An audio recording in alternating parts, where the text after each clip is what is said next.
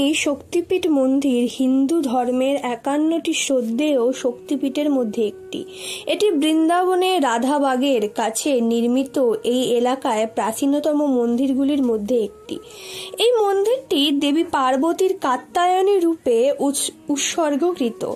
কিংবদন্তি অনুসারে ভগবান বিষ্ণু যখন তার মৃতদেহ কেটে ফেলেন তখন তার চুল এখানে পড়ে যায়। কিছু লোক এখানে তাকে দেবী উমা হিসাবে পূজা করে, তাই মন্দিরটি উমা শক্তিপীঠ বা উমা দেবী মন্দির নামে পরিচিত। কাত্যায়নী শক্তিপীঠ বৃন্দাবনে দেবীর তরবারি, যাকে উচ্ছাবল চন্দ্ররাস বলা হয়, তারও পূজা করা হয়। প্রতি বছর বিশেষ করে নবরাত্রির সময় মন্দিরটির তীর্থযাত্রীদের দ্বারা উপচে পড়ে, যারা দেবী কাত্যায়নীর কাছে প্রার্থনা করে এবং তার আশীর্বাদ নিতে আসে। কাত্যায়নী শক্তিপীঠ বৃন্দাবনের স্থাপত্য। পুরো মন্দিরটি সাদা মার্বেল দিয়ে তৈরি। তার কালো পাথর দিয়ে তৈরি বড় বড় স্তম্ভগুলি মন্দিরটিকে সমর্থন করে। মূল উঠোনে যাওয়ার সিঁড়ির ঠিক পাশে আপনি দুটো সোনার সিংহের মূর্তিও দেখতে পাবেন। এই সিংহগুলি দেবী বাহনকে প্রতিনিধিত্ব করে। কাত্যায়নী শক্তিপীঠের কিংবদন্তি। কিংবদন্তি অনুসারে রাজা দক্ষ একটি যজ্ঞের আয়োজন করেছিলেন, কিন্তু তার কন্যা সতী এবং ভগবান শিবকে আমন্ত্রণ জানাননি। সতী অপমানিত বোধ করেন এবং যজ্ঞের আগুনে ঝাঁপিয়ে পড়ে নিজের জীবন দেন। শিব যখন জানতে পারেন তখন তিনি মৃতদেহটি তুলে নেন এবং বিষণ্ণ হয়ে ঘুরে বেড়ান।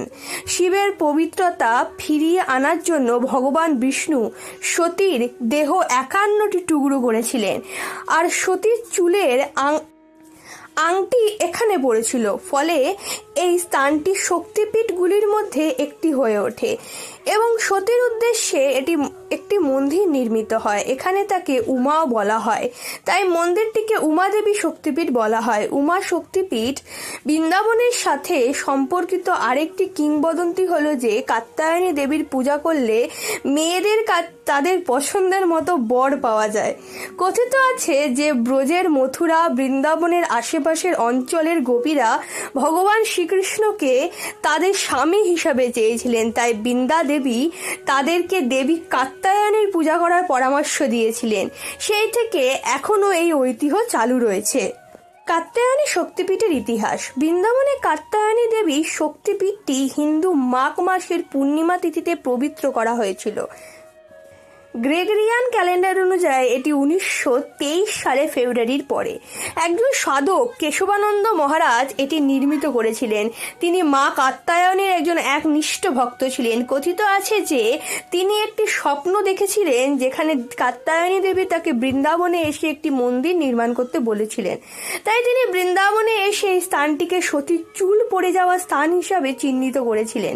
তারপর তিনি এখানে কাত্যায়নী দেবীর মন্দির নির্মাণ করেছিলেন।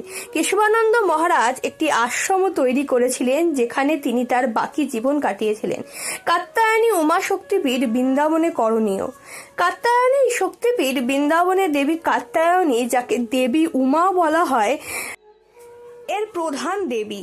তবে মন্দিরে ভগবান শিব, ভগবান ভূতেশ নামে পূজিত ভগবান লক্ষ্মী নারায়ণ, ভগবান গণেশ এবং ভগবান সূর্যের মূর্তিও রয়েছে। এই দেবতাদের পাশাপাশি জগদ্ধাত্রী দেবীও এই শক্তিপীঠে পূজিত হন।